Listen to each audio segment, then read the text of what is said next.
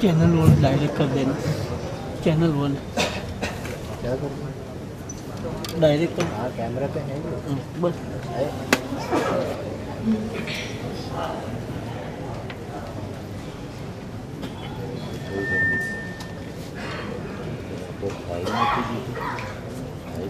पद्म विभूषण सुप्रसिद्ध पार्श्व गायिका आदरणीय आशाजी, प्रसिद्ध संगीतकार गुजरात गौरव पुरस्कृत श्री गौरंगभाई व्यास, प्रसिद्ध गायिका रेड रिबनना मैनेजिंग डायरेक्टर श्रीमती लालित तमुशा, कार्यक्रमના આયોજક રાજ્યસભાના સાંસદ આદરણીય પરિમલભાઈ લખવાણી, ઉપસ્થિત સૌ સંગીતના પ્રેમીઓ ભાઈઓ અને બહેનો, આપણે બધાઓની વચ્ચે આશાજી આવ્યા છે, આપણા સૌનું એક ગૌરવ છે મિત્રો. આમ સામાન્ય રીતે વ્યક્તિનું એક જ પાસું આપણે જાણતા હોઈએ છીએ, પણ એના બીજા વિવિધ પાસા હોય છે, એ ભાગ્યે જ કોઈના ધ્યાન ઉપર આવતા હોય છે. તમારા બધાના ધ્યાન ઉપર હતું કે નહીં એ મને ખબર નથી, પરંતુ એમનું આ બીજું પાસું આપણે કોઈના ધ્યાન ઉપર નહોતું એવું છે. અને એટલે આશાજીએ જે ગીતો ગાયા, એક બાજુએ પરિમલભાઈએ કહ્યું કે 13 રેસ્ટોરન્ટ એમની વિદેશમાં ચાલે છે, પોતાની જાતે રેસીપી બનાવે છે, અને એટલે સંગીત રસ પણ એ ભોજનમાં ભળતો હશે બધા. અને બીજું, આશાજીને મારે એટલું કહેવાનું કે ગુજરાતમાંથી જે બધા વિદેશમાં જાય છે ફરવા માટે, એ બધા ગુજરાતી રેસ્ટોરન્ટ અને હોટેલો શોધતા હોય છે. આજે હવે અમને બધાને ખબર પડી ગઈ કે આપની 13 હોટેલો આશા રેસ્ટોરન્ટ ચાલે છે, એને બધા જ હવે એ રેસ્ટોરન્ટ શોધશે કે કઈ જગ્યાએ આવી છે, અને એનો લાભ ગુજરાતના અમારા ભાઈઓ બહેનોને થશે.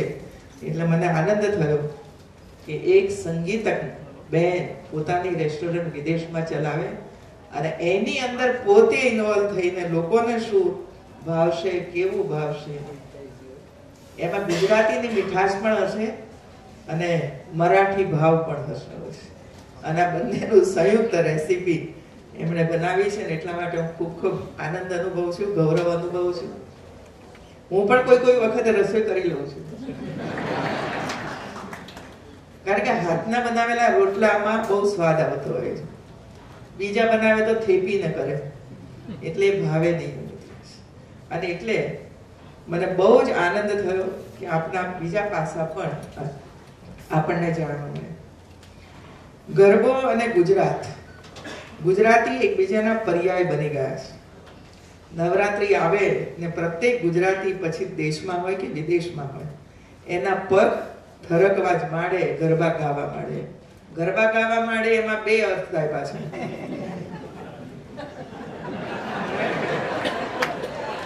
બીજો અર્થ હું નથી કહેતી, પણ નવરાત્રીના સમયના ગરબા એ આપણે બધા જ જાણીએ છીએ. ગરબાનો મૂળ અર્થ છે ગર્ભદીપ, એટલે કે કાણા પાડેલો માટીનો ઘડો જેમાંથી દીવડાની જ્યોત ઝગમગે અને જગતને અજવાળે. સમગ્ર બ્રહ્માંડમાં વ્યાપ્ત શક્તિ જગત જનનીની આરાધના પૂજાના અવસર નવરાત્રીમાં આદ્ય શક્તિની સ્તુતિ કરવા નારી શક્તિ સાથે મળીને ગોળ ફરતી ગરબા ગાય તે એક અર્થમાં સંઘ શક્તિનું પ્રતીક પણ બન્યું છે. આવા ગરબા જે ભક્તિભાવે માની આરાધના સ્વરૂપે ગવાતા તે શેરી ગરબા કહેવાતા. આ ગરબા શક્તિ પૂજાના પ્રતીક તરીકે કાશ્મીરથી કન્યાકુમારી અને આસામથી આદિપુર કચ્છ સુધી સમગ્ર ભારત વર્ષમાં પ્રસિદ્ધ પ્રચલિત થયા.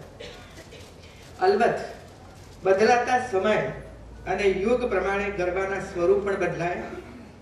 બહેનો સાથે મળીને સ્વકંઠે જે ગરબા ગાતી તેનું સ્થાન રેકોર્ડેડ ગરબાએ લીધું અને શેરી ગરબા પાર્ટી પ્લોટમાં જઈને પહોંચ્યા. ગુજરાતના જનજીવન સાથે ગરબો જે રીતે વણાઈ ગયો છે તેને પરિણામે ગુજરાત અને ગુજરાતીતા વિશ્વભરમાં ફેલાઈ છે એમ કેવું અનુચિત નથી. અને એ જે ફેલાયું છે એ આપના માધ્યમ દ્વારા અને અવિનાશભાઈના માધ્યમ દ્વારા વિશ્વની અંદર ગરબો પહોંચ્યો છે. ગરબાના માધ્યમથી જગતજનનીની આરાધના વંદનાની પરંપરા મધ્યયુગમાં દયારામ અને વલ્લભ મેવાડા ભટ્ટે સ્વર શબ્દથી શરૂ કરેલી. આજથી 6.5 દાયકા પહેલા શરૂ થયેલી આ ગરબા ગાયન પરંપરાને જાળવી રાખવાનું બલકે ઘરે ઘરે ગુંજતી કરવાનું દાયિત્વ નિભાવ્યું છે મુરબ્બી શ્રી અવિનાશભાઈ વ્યાસે. સમગ્ર વિશ્વમાં જ્યાં જ્યાં વસે એ ગુજરાતી ત્યાં સદાકાળ અવિનાશ.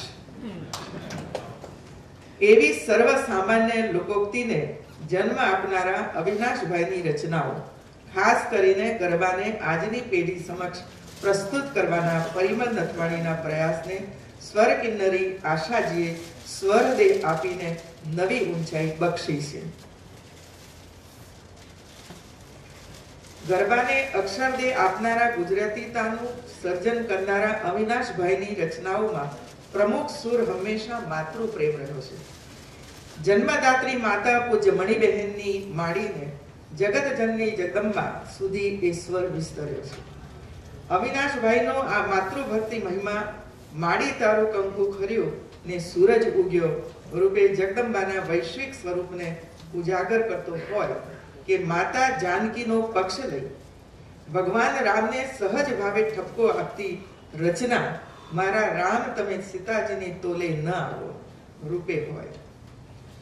સ્વર કિન્નરી આશાજીનો સ્વરકંઠ આ રચનાઓને ન મળે હોત તો આજે આ રચનાઓ આટલી વિશ્વવ્યાપ્ત થઈ શકી હોત ખરી.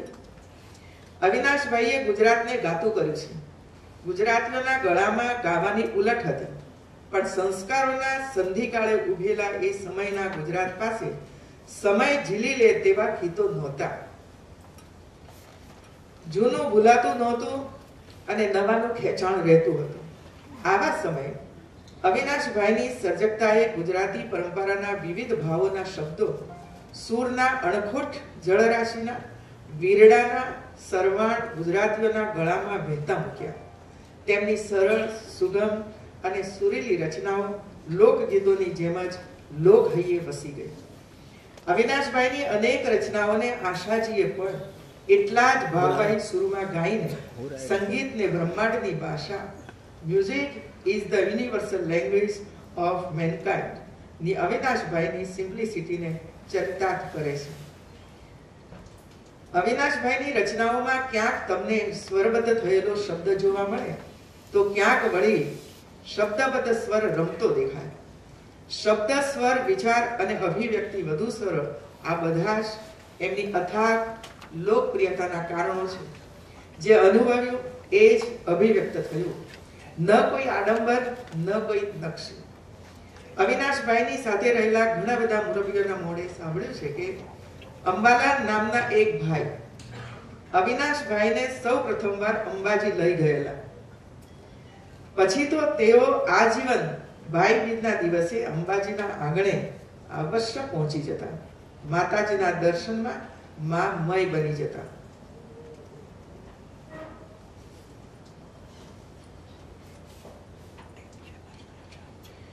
એમાં મય બની જવાની એમની સ્વભાવ સહજ ધારામાંથી ગુજરાતને મળી એક વિધ ગરબા રચનાઓ.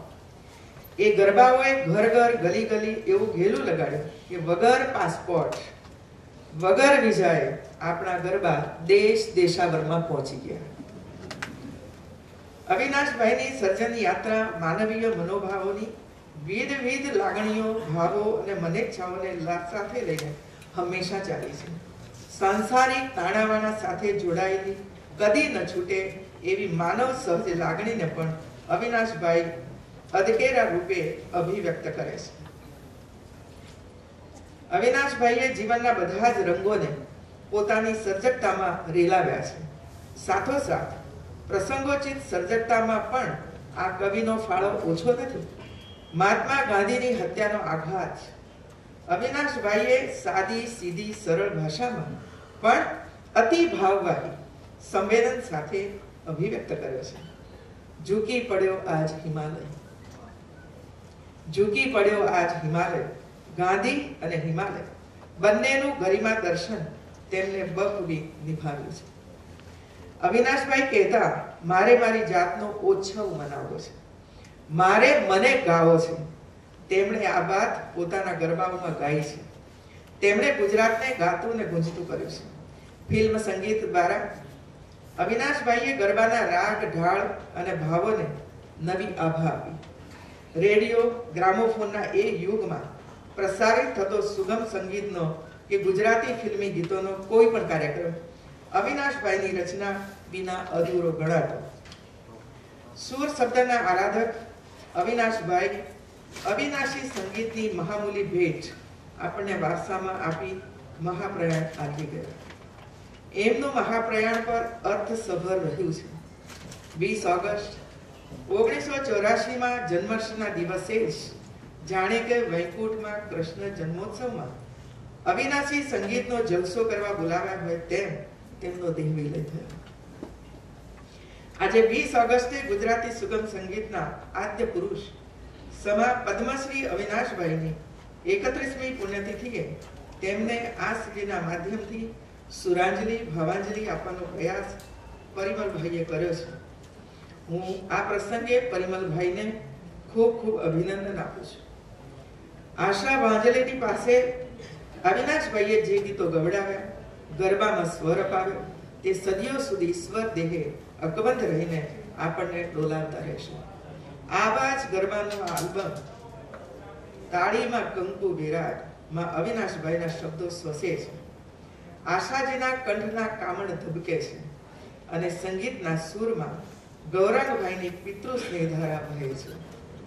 આ ત્રિવેણી ગુજરાતી સુગમ સંગીત ક્ષેત્રે પારિજાતનો પમરાટ બની રહે એ જ શુભેચ્છાઓ પાઠવું છું.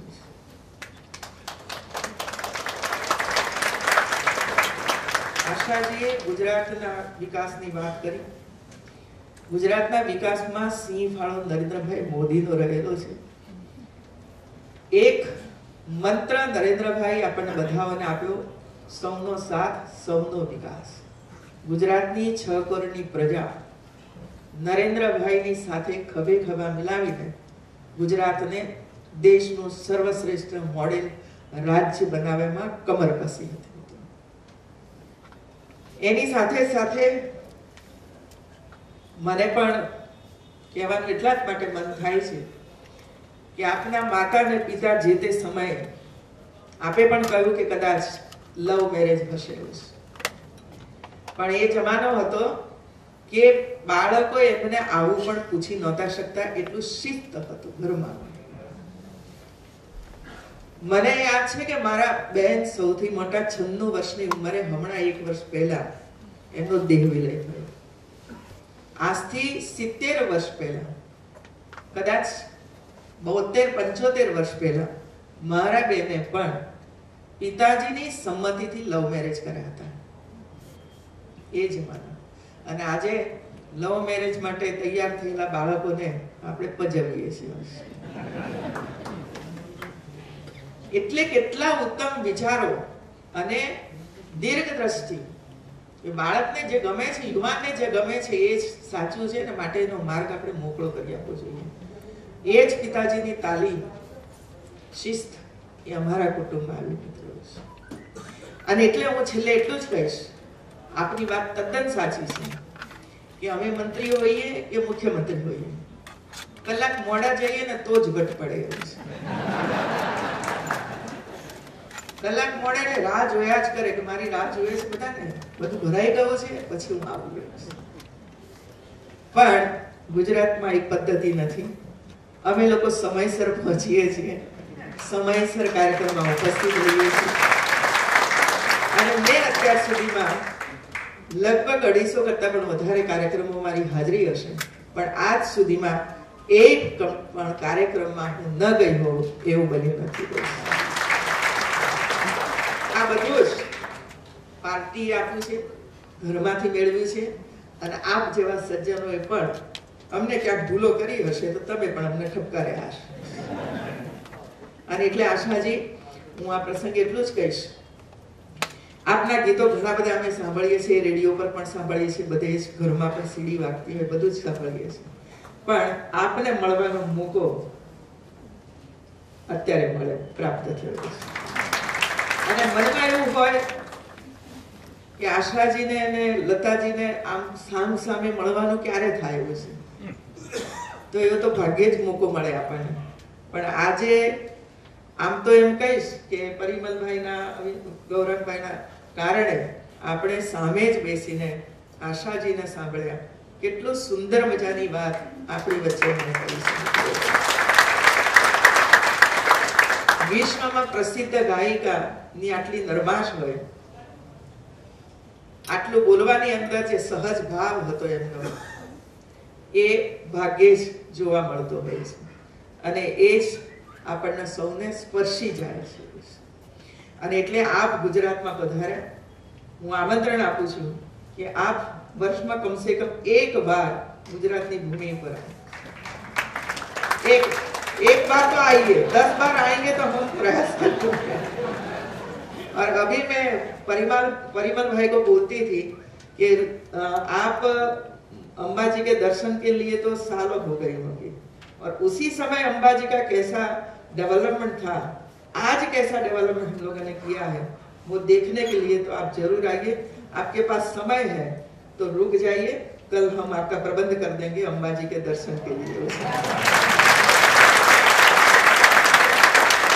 यदि आपको बाय कार नहीं जाना है तो हम हेलीकॉप्टर आपको भेजेंगे. जाइए हेलीकॉप्टर में और माता जी का दर्शन करिए, और दर्शन करने के बाद आशीर्वाद दीजिए गुजरात की प्रजाजनों को कि जो गुजरात आगे बढ़े. धन्यवाद.